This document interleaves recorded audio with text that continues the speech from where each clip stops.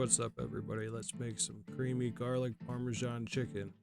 First, we want to start by grabbing your chicken breast, slicing and dicing until you get bite-sized pieces. Add some salt, some pepper, a little bit of crushed red chili. Once you get that all together, go ahead and start mixing it up. Make sure to try to get it as evenly coated as possible. Get your pan up to temperature with 2 tablespoons of oil. Go ahead and add a cup of heavy whipping cream and a half a cup of chicken broth. Set that aside.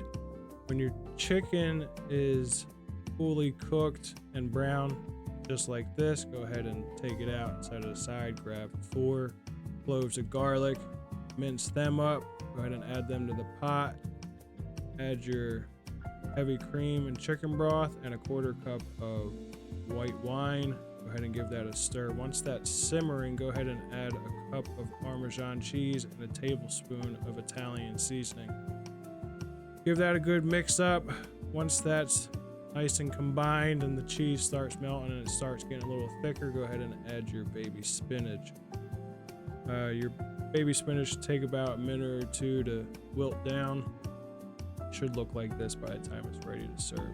Go ahead and add your chicken back to it. Make sure all that chicken gets coated with that nice creamy sauce. It's absolutely delicious. Add it with pasta or rice. Nice, beautiful, slow burn down the throat. Thanks, guys. I'll catch you next time.